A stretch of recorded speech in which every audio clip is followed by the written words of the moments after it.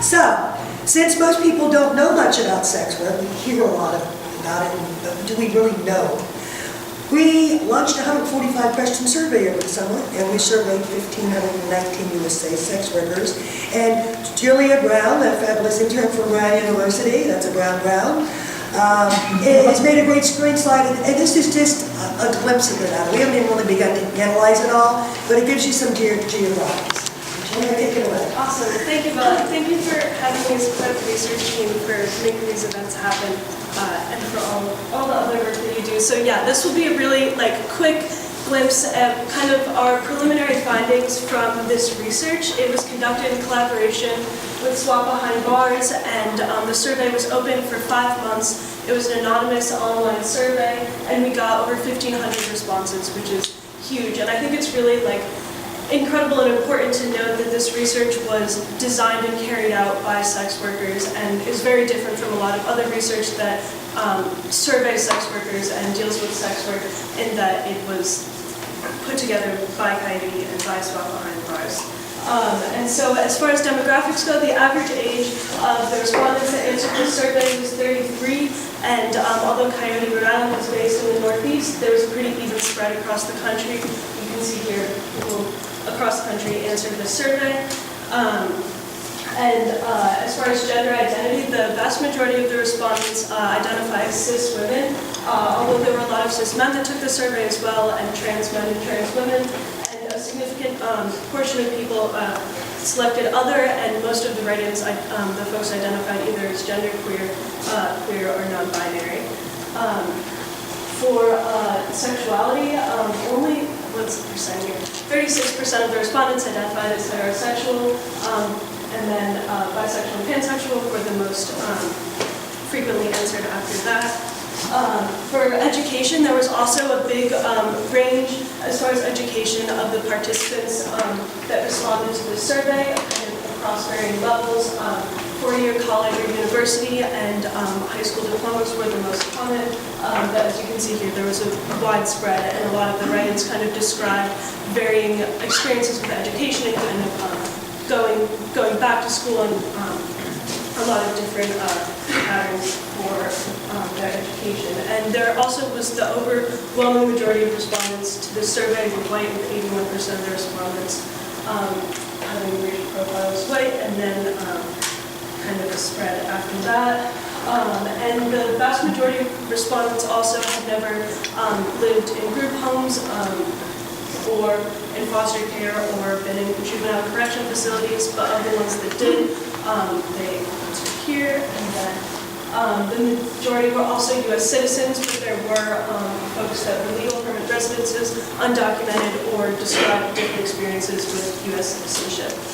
And then kind of moving beyond just demographics, there was a large range of how respondents were involved in the sex industry. It wasn't just cam workers or just online escorts that responded to this survey. And I also think it's worth noting that this was not, you didn't have to just choose one option, and so we saw that most folks weren't, it wasn't like a rigid involvement in the sex industry over different times in their life, had either been involved in different areas of the sex industry or in many areas all at once.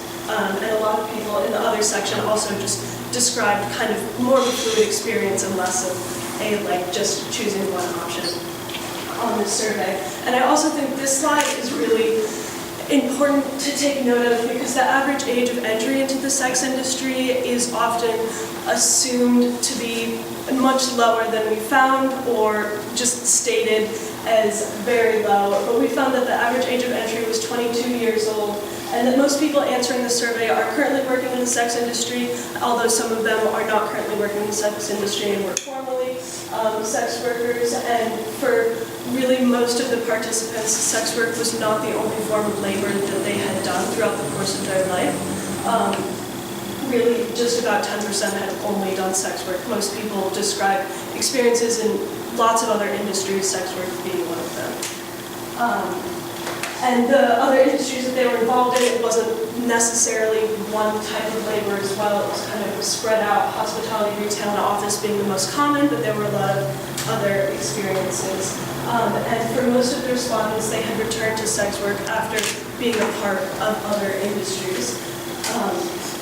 And I also think that this question was particularly important because it asked that if they had tried to leave the sex industry and were not able to, and some people didn't answer this question because they had never tried to leave the sex industry and were not able to, but for those that had that life experience, the main reason that they were not able to exit the sex industry was because other jobs do not pay a living wage.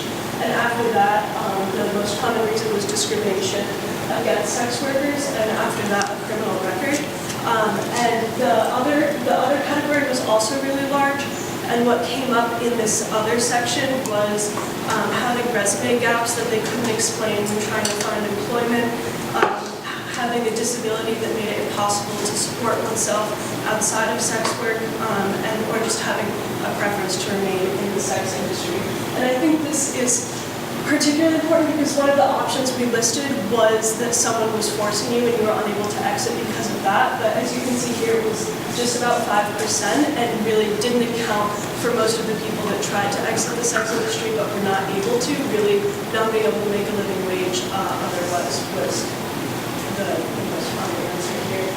And kind of switching gears, another part of this survey focused on healthcare, and something that came up was really prominent in healthcare is PrEP, which is pre-exposure prophylaxis. It's a drug that you can take daily that serves to prevent contracting HIV. So if you're HIV negative and take PrEP, there's a 92 to 99% effectiveness and chance that you will not contract HIV even if you're exposed to the virus.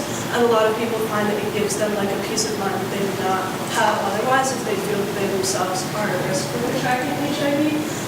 And so we asked if the respondents felt that PrEP was accessible to them, and a little over 40% felt it was, but the same number didn't even know what PrEP was, like had no existing knowledge that PrEP existed and that it could prevent HIV and that it is an option for anyone to take.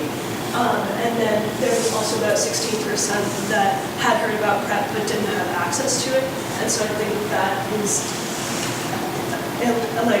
shows a huge gap in like awareness surrounding PrEP. And then also within healthcare, something that came up again and again was disclosure and whether or not the respondents were disclosing if they had worked in the sex industry to their healthcare providers, which is something that could allow them to give their providers a more a better picture of where they're at, or allow them to voice their concerns about their own health better. But really the majority of respondents did not feel safe disclosing to their healthcare provider, and there was a write-in section where they described why, and a lot of these reasons included being fearful that their children would be taken away or facing other legal repercussions, or feeling that they would receive worse care if they disclosed that they were a sex worker, that they would then be looked down upon or be treated differently by their healthcare providers.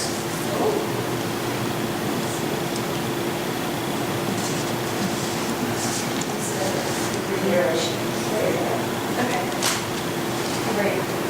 And so this was a similar question within the social services sector. So finding housing, getting disability, kind of any other social services. Respondents were also very wary to disclose that they were involved in the sex industry, even more so than in the healthcare area. And for those that did disclose, really almost half of them felt that they faced bias, hostility, or refusal of services because they were a sex worker. Moving more into like the criminal justice area of this survey, there were a lot of questions that surrounded kind of prostitution law and experiences with incarceration, and most of the respondents had not been arrested for prostitution-related crime, but those that did kind of gathered a better idea of what their experiences with the criminal justice system were. A little over 20% had been convicted for prostitution-related arrest, and of those that were incarcerated, the majority of them were incarcerated for 6 months or less, although there was a big range in experiences there. Many of them were incarcerated for far longer. And as far as how they were represented, there's a big even spread between private attorneys and the public defender, and represented in some other way, and of those that were incarcerated, over 10% were sexually assaulted while in prison. And additionally, almost 10% were ordered to have an HIV or STD test following a prostitution arrest conviction that was not voluntary. Moving into what Bella had talked about earlier, as far as not reporting crimes for fear of being prosecuted, there was a large area that focused on those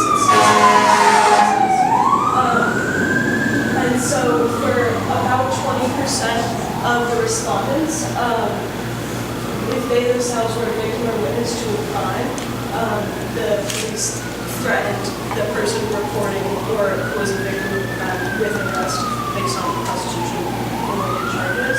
And really, most everyone felt that based on their interactions with law enforcement, they did not feel that the police provided protection, appropriate protection, services, and referrals. And really, there was a large number of respondents as well that had no knowledge of prostitution laws in the areas where they were living and working.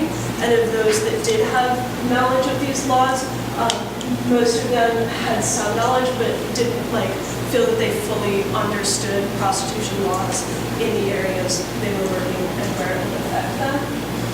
And moving into the area on sex trafficking, really 90% of the respondents don't feel that they themselves are victims of sex trafficking, and that of those that don't feel they don't at all qualify, many of them felt that at some time in their past they were victims of sex trafficking, but are not currently as they are involved in the sex industry. And according to the federal definition, which states that sex trafficking is the use of force, fraud, or coercion, most of the respondents felt that sex trafficking sometimes happens, but is not something that's happening all the time or never. And then getting into a definition that some states have that is different and has to do with if there's a third party involvement in the form of someone that takes phone calls or a driver or people working in duos. Kind of if that is what sex trafficking is, we asked how common do the respondents think sex trafficking is, if it's going to be defined as any kind of two-party involvement, and they responded that it's a lot of the time or all of the time. It's not just one person working on their own for a variety of reasons, like safety being one. And so that was kind of a lot of graphs and a lot of numbers really fast, but I also think that a huge part of this survey is the areas where people were able to write in and give us more qualitative data and explain in their own words their own experiences and kind of what their reality working in the sex industry or working in other industries has been. And I won't read these off, it's kind of fairly long quotes, but I think that they were incredibly powerful and had a lot to say, and a lot of them were kind of provided suggestions going off of their own experiences. I talked about disclosure, and disclosure was something that a lot of the respondents had a lot to say about, and one thing that was particularly impactful was in saying that it's difficult for a lot of people to disclose to their providers, and that if they're going to disclose, that shows an immense trust. And again, the respondents wrote that if they're coming forward with this trust, that it really should not be abused, that it's a huge thing for someone to disclose, and to not abuse that trust, and to not patronize sex workers, and kind of, as Bella's already mentioned in this last book, I think sums up well, but sex workers are your friends, your neighbors, your children go to the same school and sit in the same class, that the respondents wrote again and again, just a desire to kind of be treated like anyone else despite the many barriers